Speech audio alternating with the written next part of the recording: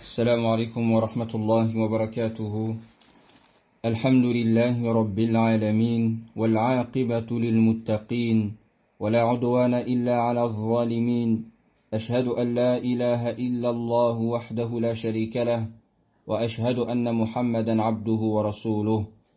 اللهم صل على محمد وعلى آله وصحبه ومن تبعهم بإحسان إلى يوم الدين أما بعد. Chers frères et sœurs, on remercie Allah Azza wa Jal de nous avoir réunis en ce mois de Ramadan, un mois béni, un mois de jeûne, de prière, de lecture du Coran, de méditation, un mois dans lequel on nourrit les pauvres et les nécessiteux. On remercie donc Allah Azza wa Jal de nous avoir permis d'atteindre ce mois et de nous permettre de jeûner ce mois avec foi et conviction, et en espérant sa récompense. Nous lui demandons également de nous compter parmi les affranchis de l'enfer. Sachez, chers frères et sœurs, que ce Coran que nous avons entre les mains a été révélé pendant le mois de Ramadan. Allah Azza wa Jal a dit à cet effet: شهر رمضان الذي أنزل فيه القرآن هدى للناس وبينات من الهدى والفرقان. Dans le sens rapproché du verset, le mois de Ramadan au cours duquel le Coran fut révélé, descendu comme guide pour les gens et preuve claire de la bonne direction et du discernement. Ce Coran est la parole d'Allah Azza wa Jal, incréé, et ceci est la croyance des gens, de la Sunna et du groupe. Nous avons donc aimé pour ce mois de Ramadan s'arrêter sur certains passages de ce noble Coran afin d'en tirer des bénéfices, des profits, des orientations, et ceci à travers les explications de nos savants. Notre choix s'est porté sur un passage de la sourate Luqman, dans laquelle Luqman, le sage, oriente et donne plusieurs recommandations à son fils. Afin d'expliquer et tirer profit de ce passage, nous allons ensemble lire l'explication d'un grand savant, parmi les savants contemporains, toujours en vie. C'est le grand savant de Médine, le noble cheikh Rabi' ibn Hadi al-Madkhali, hafizahullah ta'ala, qu'Allah le préserve et allonge sa vie. Cette explication du cheikh a été faite lors de ces différentes assises de rappel dans l'explication du noble Coran. Qu'Allah Azza wa Jal le rétribue pour ses travaux, qu'il nous assiste, nous accorde la réussite et nous compte parmi ceux qui prêtent l'oreille à la parole et suivent ce qu'elle contient de meilleur. A'udhu billahi minash shaytanir rajim. Bismillahir rahmanir rahim. Allah Azza wa Jal dit dans le sens des versets: nous avons effectivement donné à Luqman la sagesse. Sois reconnaissant à Allah, car quiconque est reconnaissant n'est reconnaissant que pour soi-même. Quant à celui qui est ingrat, en vérité, Allah se dispense de tout, et il est digne de louange. Et lorsque Luqman dit à son fils tout en l'exhortant: ô mon fils, ne donne pas d'associé à Allah, car l'association à Allah est vraiment une injustice énorme. Nous avons commandé à l'homme la bienfaisance envers ses pères et mères. Sa mère l'a porté, subissant pour lui peine sur peine. Son sevrage a lieu à 2 ans.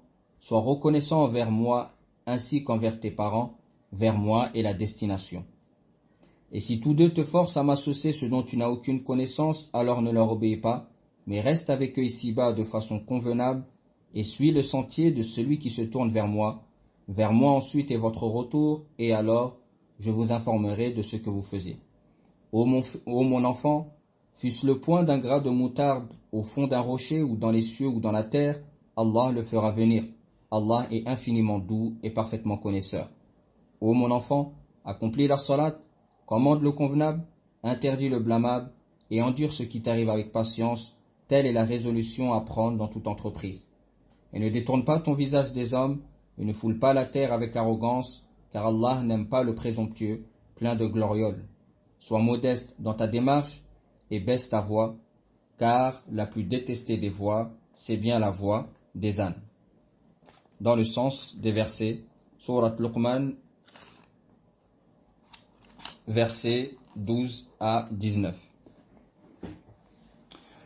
Ensuite, le noble cheikh, qu'Allah le préserve, a dit: j'ai souhaité et aimé que l'on médite ensemble sur ces versets immenses, dans lesquels sont regroupées des règles et bénéfices dans la croyance, dans l'adoration, les comportements, dans l'ordonnance du bien et dans la réprobation du blâmable. Ces versets font partie des versets immenses qu'il convient à chacun d'entre nous de méditer et de tirer profit de ces versets dans le dogme, dans l'adoration, dans le comportement, car certes nous apprenons pour pouvoir par la suite appliquer et mettre en pratique, et afin de se parer des comportements tirés du Coran et de la Sunna du prophète sallallahu alayhi wa sallam. Allah mentionne son bienfait qu'il a octroyé à Luqman, Luqman le sage, connu par cette caractéristique qui est toujours liée à son nom. Car Allah a attesté qu'il a octroyé à Luqman la sagesse. De par cette faveur qu'il lui a octroyée, Allah lui a ordonné d'être reconnaissant. Allah a établi une règle. Il a dit: وَمَنْ شَكَرَ فَإِنَّمَا يَشْكُرُ لِنَفْسِهِ. Et quiconque est reconnaissant n'est reconnaissant que pour lui-même. Car le bénéfice et le profit de la reconnaissance revient au serviteur lui-même. Allah se dispense de tout et il est digne de louange. Si les gens sont reconnaissants envers Allah, ce n'est que dans leur intérêt. Et si les gens sont ingrats, c'est à leur détriment. Leur reconnaissance ne lui est d'aucune utilité et leur ingratitude ne lui cause aucun tort. Comme nous l'avons déjà mentionné auparavant à plusieurs reprises, notamment dans le hadith de Abi Dharr radiyallahu anhu, où le prophète sallallahu alayhi wa sallam rapporte dans le hadith al-Qudusi: Ya ibadi innakum lan tablughu darri fatadurruni wa lan tablughu naf'i fatanfa'uni. Ô mes serviteurs, vous ne saurez ni me nuire ni m'être utile. Ensuite, dans la continuité du hadith: mes serviteurs, si du premier au dernier homme est digne, vous aviez tous le cœur du plus pieux d'entre vous, cela n'ajouterait rien à mon royaume. Si du premier au dernier homme est digne, vous aviez tous le cœur du plus pervers d'entre vous, cela n'enlèverait rien à mon royaume. Hadith rapporté par Muslim. Et certes, cette règle est présente dans le Coran et dans la Sunna. Allah Azza wa Jal a dit: Man amila salihan fali nafsihi wa man asa'a fa'alayha wa ma rabbuka bidhallamin lil abid. Quiconque fait une bonne œuvre, c'est pour son bien, et quiconque fait le mal, il le fait à ses dépens. Ton Seigneur cependant n'est point injuste envers les serviteurs.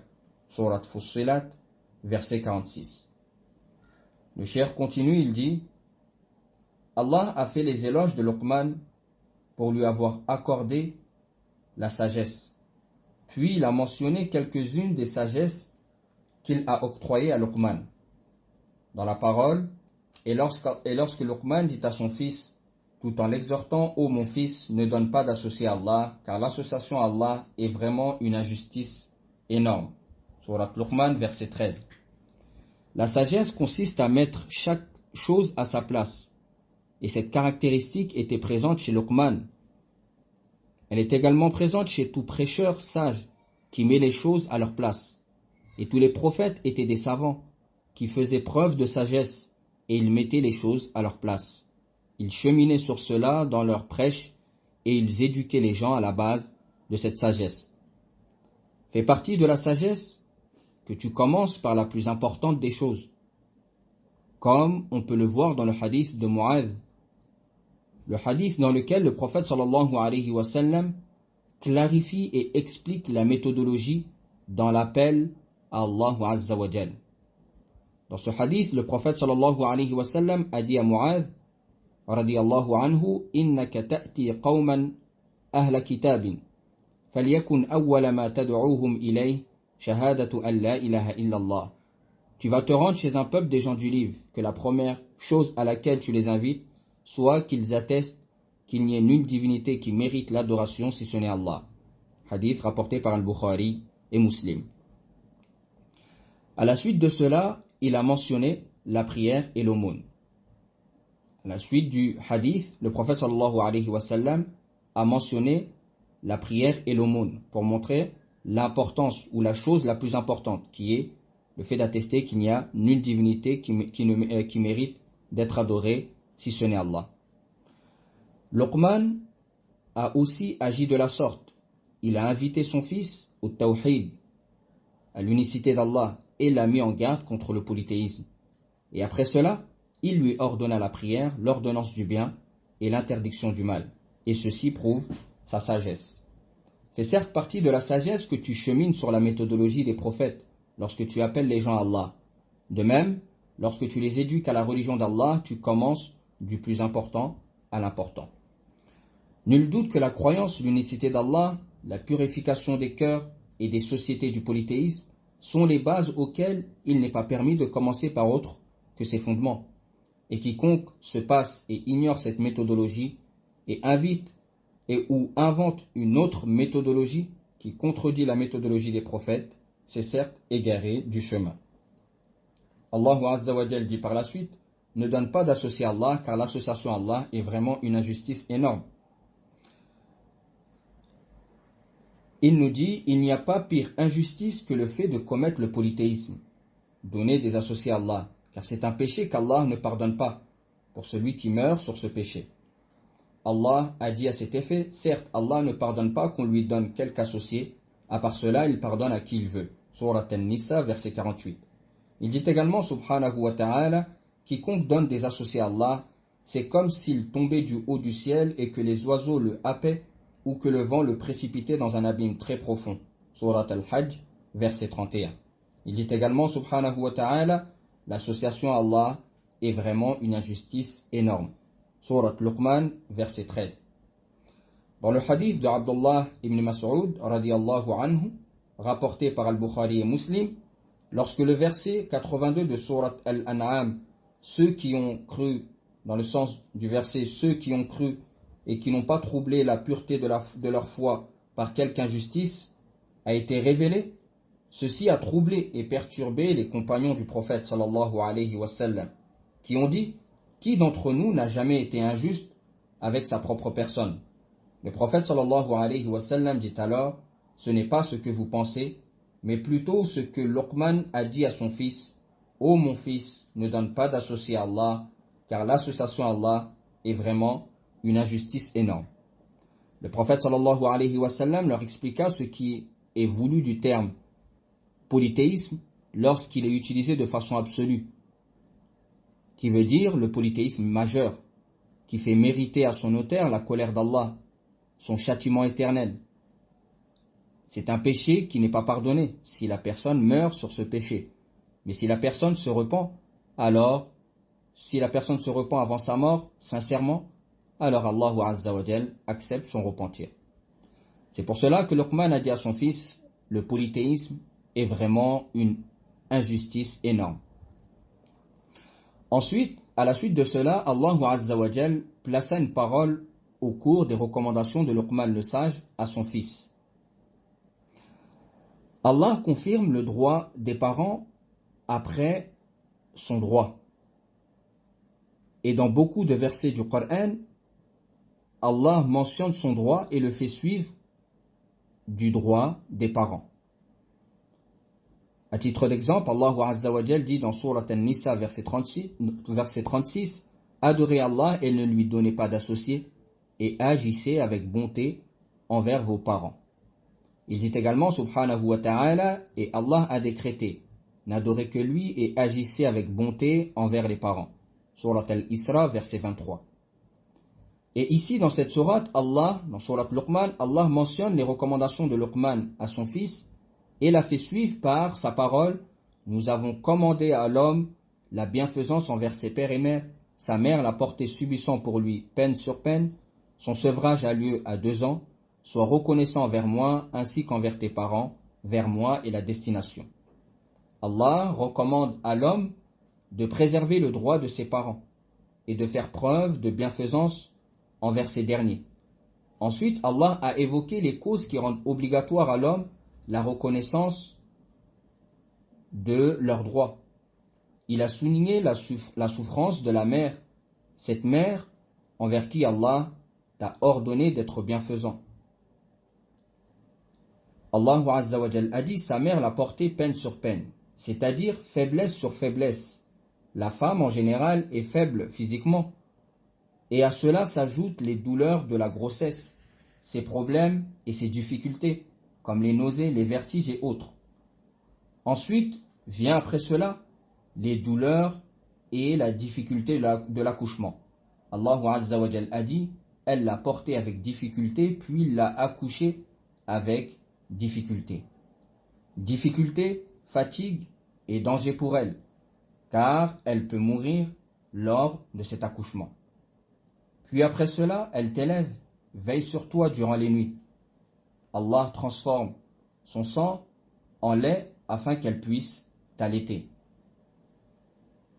Et après cela, l'éducation, la garde, la fatigue, les pleurs, les peines. Tu te dois donc d'être reconnaissant et de compenser cela. Voilà pourquoi Allah Azza wa Jal a lié la reconnaissance envers les parents à la reconnaissance envers lui. Il dit, sois reconnaissant envers moi ainsi qu'envers tes parents. Si tu n'accomplis pas et ne préserves pas le droit d'Allah et n'es pas reconnaissant envers tes parents, il se peut qu'Allah te châtie pour ne pas avoir accompli le droit d'Allah et le droit des parents. Il nous dit quant à sa parole, vers moi est la destination. Dans ce verset, il y a une menace. Et Allah te demandera et te jugera sur ce que tu as devancé dans cette vie d'ici-bas. Est-ce que tu as été reconnaissant envers Allah? As-tu accompli les obligations qu'Allah t'a ordonnées? Et parmi ces obligations, après le droit d'Allah, il y a le droit des parents. Il dit, par Allah, il y a certes un jugement qui t'attend si tu n'agis pas avec bonté envers tes parents. Allah ne t'a pas créé en vain, délaissé sans but, mais il t'a créé pour que tu l'adores, pour que tu accomplisses ses ordres et que tu t'éloignes de sa désobéissance. Et parmi ces ordres, il y a l'ordre d'être bon envers tes parents, après avoir accompli et préservé le droit d'Allah Azza wa Jal. Et certes, Allah ne fait pas perdre la plus petite mesure de bonne action et ne fait pas la moindre injustice. Fin de la parole du cheikh pour l'explication de ces 3 premiers versets. Parmi les leçons et les bénéfices que nous pouvons tirer de ces 3 premiers versets, nous voyons que la sagesse est un don et une faveur d'Allah Azza wa Jal, à travers laquelle il gratifie qui il veut parmi ses serviteurs. Et ceci est tiré de sa parole, et nous avons donné la sagesse à Luqman. Et la sagesse, comme nous l'avons vu dans la parole du cheikh, c'est de placer chaque chose ou de mettre les choses à leur place. Également, ce que nous pouvons tirer comme bénéfice et comme leçon, l'obligation d'être reconnaissant envers Allah pour les bienfaits qu'il nous octroie. Et ceci est tiré de sa parole, sois reconnaissant à Allah. La reconnaissance est également une cause que les bienfaits perdurent, alors que dans l'ingratitude, les bienfaits cessent et disparaissent. Allah Azza wa Jal dit à cet effet, وَإِذْ تَأَذَّنَ رَبُّكُمْ لَإِنْ شَكَرْتُمْ لَأَزِيدَنَّكُمْ وَلَإِنْ كَفَرْتُمْ إِنَّ عَذَابِي لَشَدِيدٌ. Allah Azza wa Jal dit dans le sens des versets ou du verset, lorsque votre Seigneur proclama, si vous êtes reconnaissant, très certainement j'augmenterai mes bienfaits pour vous. Mais si vous êtes ingrat, mon châtiment sera terrible. Surat Ibrahim, verset 7. Le serviteur remercie Allah Azza wa Jal et est reconnaissant lorsqu'Allah lui octroie un bienfait. Et cette reconnaissance se caractérise par 3 choses. Premièrement, avec la langue. Le serviteur est reconnaissant avec sa langue. Il atteste de cela par sa langue. Deuxièmement, avec le cœur, en ayant comme conviction dans son fort intérieur que ce bienfait provient d'Allah Azza wa Jal, et en reconnaissant le bienfait d'Allah sur sa personne. Troisièmement, d'être reconnaissant avec les membres, en utilisant ces bienfaits dans l'obéissance à Allah Azza wa Jal. Allah dit à cet effet, « I'malu ala Daoud shukra وَقَلِيلٌ مِّنْ عِبَادِيَ الشَّكُورِ.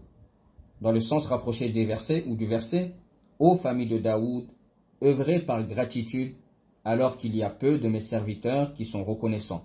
Surat Saba, verset 13. Parmi les leçons que nous pouvons tirer de ces versets, c'est qu'Allah Azza wa Jalla n'a nul besoin de notre reconnaissance, mais le bénéfice revient au serviteur, et ceci est tiré de sa parole, quiconque est reconnaissant n'est reconnaissant que pour lui-même ou que pour soi-même. Quant à celui qui est ingrat, en réalité Allah se dispense de tout, il est certes le digne de louange. Surat Luqman, verset 12. Ceci est également appuyé par le hadith que nous avons mentionné dans la parole du Cheikh, le hadith de Abi Dharr radiyallahu anhu. Parmi les leçons que nous pouvons tirer également du premier verset, Allah Azza wa Jal est celui qui se dispense de tout, contrairement à ses serviteurs, à ses créatures qui sont dépendantes de lui. Allah est également celui qui mérite les louanges les plus parfaites. Et Allah est certes loué pour ses noms et attributs parfaits, et il est loué pour les bienfaits qu'il octroie à ses serviteurs. Parmi les leçons que nous pouvons tirer, il y a l'importance d'être doux, tendre lorsque l'on exhorte ou donne un conseil, car cela a un impact direct sur le cœur. Et ceci est tiré de la parole d'Allah lorsque Luqman interpella son fils en lui disant « Ô mon fils ».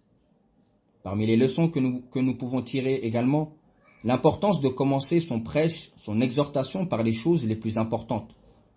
Il convient également d'éduquer les enfants dès leur plus jeune âge au fondement de cette religion, qui est le tawhid, et la mise en garde contre le polythéisme.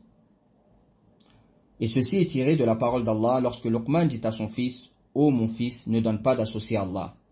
On voit à travers cela que Luqman le sage a commencé par la chose la plus importante, la mise en garde contre le polythéisme, qui est le contraire du tawhid et qui est le pire des péchés. Parmi les leçons à tirer de ces versets, l'association, le polythéisme, le shirk, est une énorme injustice. Effectivement, la sagesse est de mettre les choses à leur place. Y a-t-il donc une injustice plus énorme que de mettre l'adoration à une autre place, à une place qui ne lui convient pas? Allah est celui qui crée, qui donne la subsistance, qui gère l'univers, qui possède tout ce qu'il y a dans les cieux et la terre. Il est donc celui qui mérite l'adoration exclusive. Et le fait de vouer une adoration à autre qu'Allah est certes une énorme injustice. Parmi les leçons que nous pouvons tirer de ces versets, le fait d'être bon envers les parents et de les honorer et de ne pas leur causer du tort. Et ceci est tiré de sa parole. Nous avons commandé à l'homme d'être bienfaisant envers ses pères et mères. Parmi les leçons à tirer de ces versets, la place de la mère par rapport au père. Ceci dû à ce qu'elle a subi comme fatigue, douleur, peine à l'égard de l'enfant. Et ceci est tiré de sa parole. Sa mère l'a porté subissant pour lui peine sur peine. Son sevrage a lieu à 2 ans. Sois reconnaissant envers moi ainsi qu'envers tes parents.